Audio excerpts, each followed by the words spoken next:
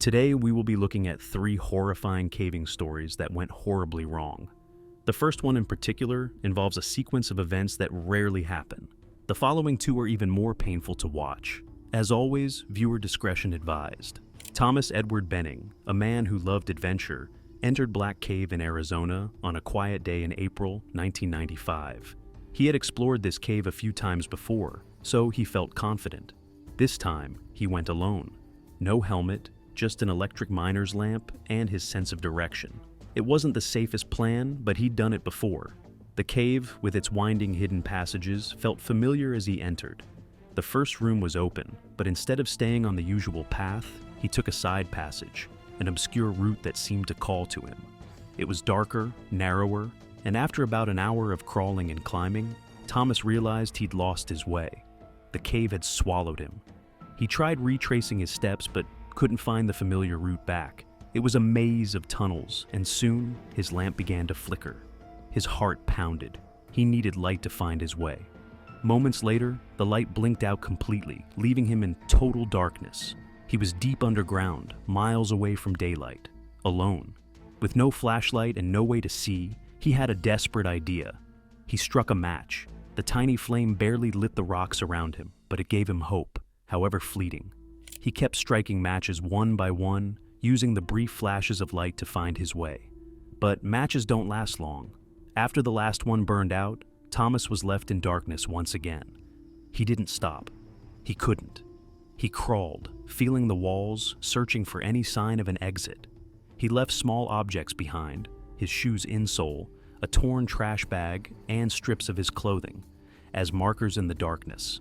By the time Thomas Edward Benning reached the narrow fissure, he was exhausted, starving, dehydrated, and desperate.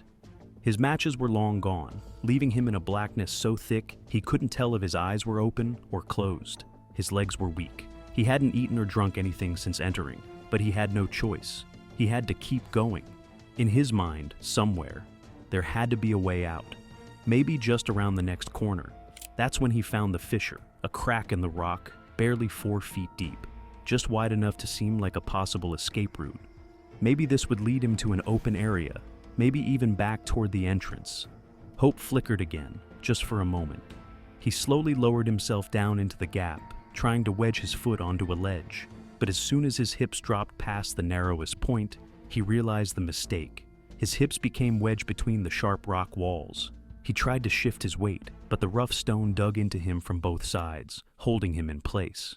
He pushed with his hands against the walls, trying to lift himself back up, but his body wouldn't budge. He thrashed, kicking with what little strength he had left, but each movement only seemed to drive him deeper into the crevice. Thomas was stuck, and there was nothing he could do.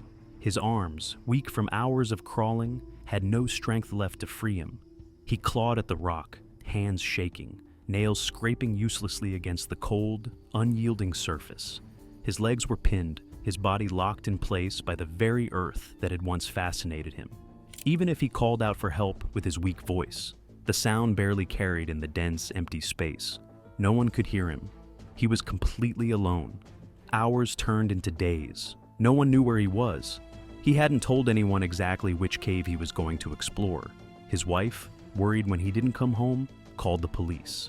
They searched for him in every cave he had been to, but couldn't find any trace of him. It took them days just to find his car parked near Black Cave. Rescue teams came, but they weren't familiar with the cave's hidden passages. They searched the entrance, found his shirt and sunglasses, but missed the obscure path he had taken. They went through all the mapped sections, but there were no signs of him. Meanwhile, in the silence of the cave, way down the rescue team, Thomas's breathing slowed, becoming shallow and uneven. His mind drifted, caught between reality and the fog of exhaustion. Days passed, and eventually, the search was called off. No one knew where Thomas was. He was declared missing.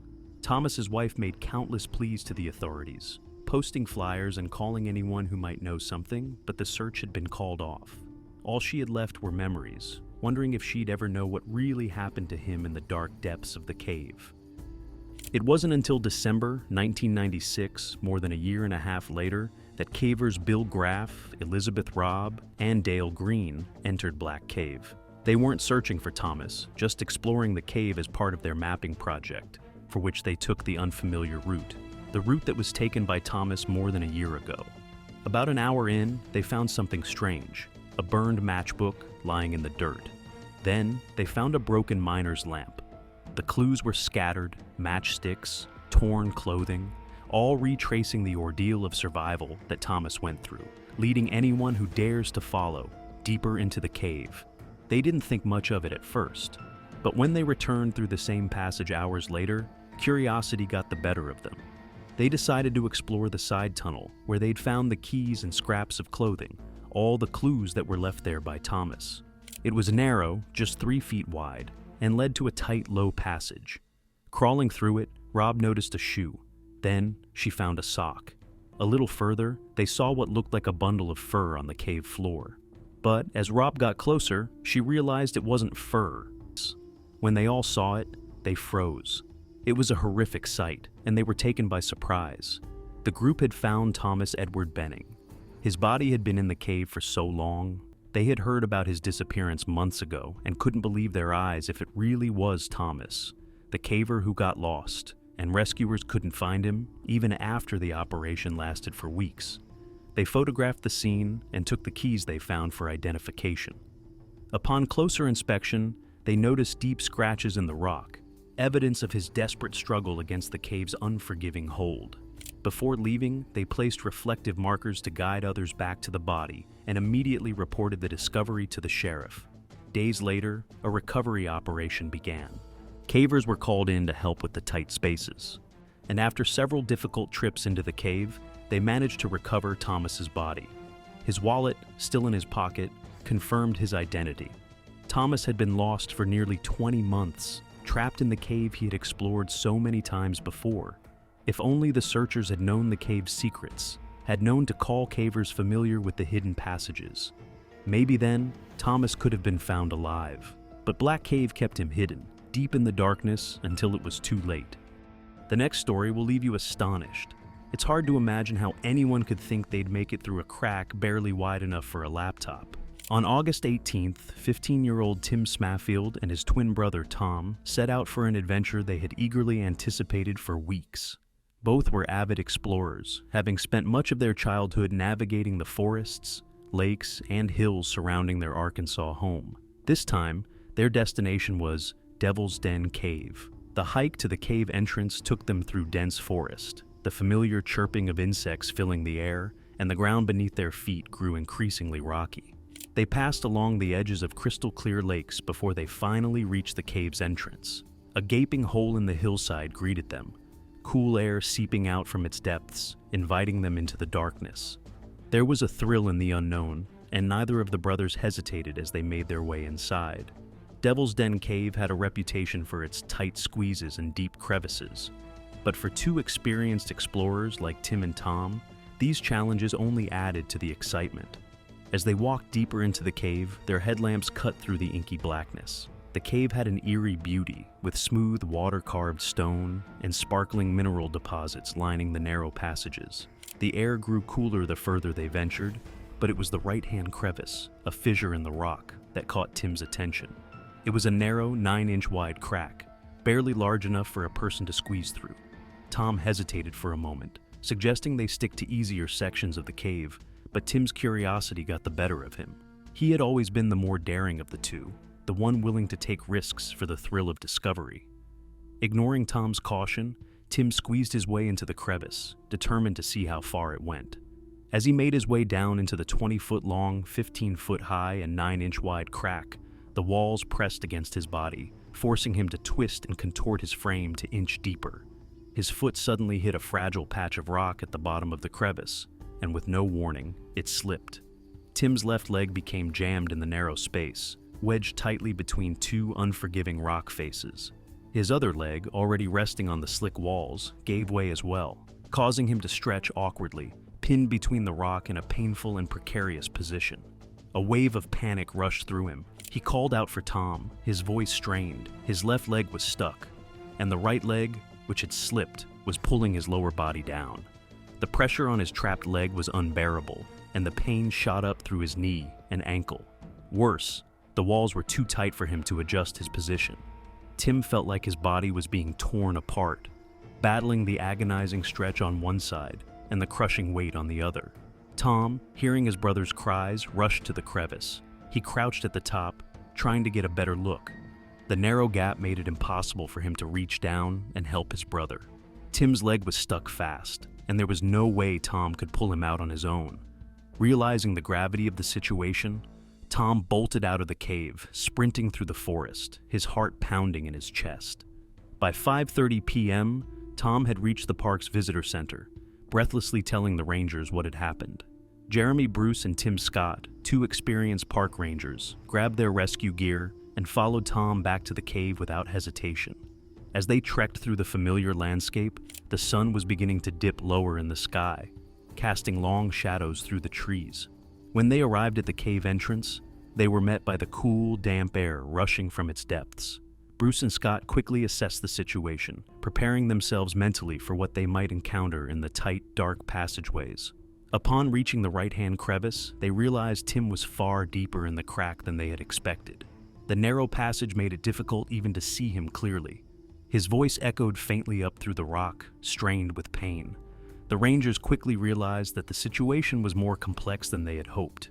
It wasn't just a matter of pulling Tim free. His foot was jammed tightly, and any wrong move could worsen his injuries or send him deeper into the crevice. With no time to lose, the rangers decided to try using tubular webbing they had brought. They tossed one end down to Tim, instructing him to tie it around his body. Tim, though in considerable pain, managed to loop the webbing around his torso. Bruce and Scott tried to pull him up, but the narrow crevice and the awkward angle of his body made it impossible to lift him with brute force alone. Tim cried out as the pressure on his trapped leg became too much. Realizing this was a more delicate situation than they initially thought, Bruce called for backup, contacting Park Superintendent Jesse Cox and asking for cave rescue teams to assist. By 7:50 p.m., the cave rescuers had arrived and the group formed a plan. Pulling Tim sideways through the crevice wasn't going to work. The only option was to lift him straight up, but they had to do it carefully. Any misstep could worsen his injuries. They fashioned a loop from the webbing and prepared to hoist him up. Ranger Bruce climbed onto a ledge above the crevice. Positioning himself directly over Tim, he lowered the loop down, encouraging Tim to work it beneath his arms and around his chest. Tim, exhausted and in pain, followed their instructions. As the rescuers began to pull, inch by inch, Tim's body slowly started to rise. Every tug brought excruciating pain as his leg fought against the rock, but he knew this was his only chance. His trapped foot finally loosened, and the rangers pulled him higher until at last he was within arm's reach of Scott. The team gave a final pull, and with a grunt, they freed him from the rock's grip. It was 8:20 p.m. by the time Tim was pulled from the crevice. His legs were bruised and swollen, but miraculously, he had escaped without any severe injury. Hold on if you've made it this far, because the last story is even more shocking. The person trapped in the cave began experiencing things that usually don't happen. In October 1989, 18-year-old Rachel Cox was on her first caving adventure at Wind Cave National Park in South Dakota. She and a group of college students were participating in a mock search and rescue operation after 2 weeks of exploring the cave. Deep beneath South Dakota's Wind Cave National Park, Rachel Cox thought she heard her instructor laughing from a nearby passage. She and a group of college students had been exploring the cave, but now they had split into teams, racing to find the instructors who were hiding in different parts of the cave. Cox convinced her team that the instructor was close by. She and a teammate left their backpacks behind and crawled through a narrow tunnel to investigate. However, when they reached the spot, the instructor wasn't there. Frustrated, her teammate criticized her decision and decided to head back. Cox, also annoyed, paused briefly before getting ready to follow him. That's when her lamp suddenly went out. In the pitch-black silence, Cox cursed herself for not noticing her lamp was low on fuel. Following her training, she decided to stay put and wait for help. But as more time passed, she considered trying to crawl back through the tunnel she had come from. She felt for the opening, squeezed through, and found herself in the wrong passage, even more lost than before. With no pack or working light, Cox was without food, water, or warmth. She knew her biggest danger was hypothermia, so she forced herself to keep moving. She made as much noise as she could, shouting, singing, banging her lamp against the cave walls, and even reciting lines from Shakespeare's "As You Like It" to stay calm and signal for help. Meanwhile, her fellow students and instructors were searching the area where she had disappeared. Rob McLeod, one of her teammates, said, "We had just spent 2 weeks in that cave, and we knew it pretty well. We didn't understand where she could be." Cox tried to retrace her steps, hoping to find the spot where she got lost. But instead, she ended up going deeper into the cave. As the hours stretched on in the cold darkness, hunger gnawed at Cox's stomach, making her feel weak and delirious. Her throat was parched, and her limbs felt heavy as if they didn't belong to her anymore. The lack of food and water twisted her mind, causing her thoughts to race and blur. At times, she wasn't sure if the strange noises around her were real or just her mind playing tricks. She began to hear whispers in the silence, voices from the cave, almost like it was alive, urging her to keep moving, even as exhaustion and starvation pushed her closer to madness. Cold, hungry, and desperate, time lost all meaning. And as her condition worsened, she thought she heard a gentle voice from the cave telling her, "I am the womb of Mother Earth. You are safe. I will birth you." She also saw visions of glowing lights and imagined her relatives praying for her return. As the search dragged on with no sign of Cox, the instructors notified the park rangers. The National Park Service quickly mobilized more cavers, starting with locals and then reaching out to experts from other states. Jim Nepstad, a former wind cave specialist, got the call on Monday evening. He flew in from Kentucky and helped coordinate the search. Wind Cave is the easiest cave in the world to get lost in, Nepstad explained. The passages are so dense, it's a three-dimensional maze. After about 30 hours of searching, Nepstad and his team expanded their search to more remote parts of the cave.